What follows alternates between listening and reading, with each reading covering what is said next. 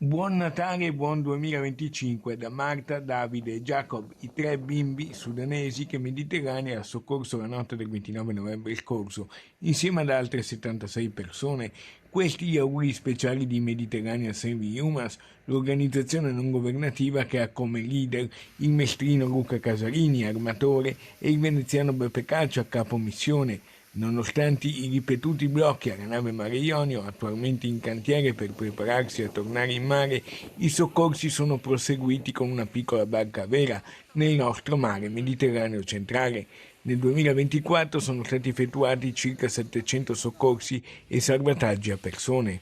Mediterranea con la sua nave, la Mare Ionio, e con la barca a vela Safira ha compiuto in questi ultimi 14 mesi ben 6 missioni e siamo riusciti a soccorrere in mare quasi 700 persone, 79 delle quali nell'ultima missione condotta a sud di Lampedusa dalla barca a vela Safira.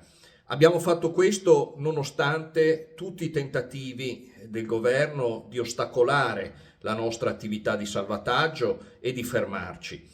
Per oltre 2 mesi la Mare Ionio è stata bloccata dai provvedimenti presi sulla base del cosiddetto decreto legge Piantedosi. Il bilancio delle persone che hanno purtroppo perso la vita in mare è comunque pesantissimo. Sono 1700 le persone morte in mare negli ultimi 12 mesi, ma noi stimiamo siano molte di più, 2500 almeno, considerando i naufragi fantasma, le barche di cui si ha notizia siano partite dalle coste africane. Caccia, attacca le scelte del governo italiano e delle istituzioni europee e poi annuncia. Noi torneremo in mare per soccorrere, per salvare altre vite umane, ma anche per documentare, testimoniare, denunciare le continue violazioni sistematiche dei diritti fondamentali delle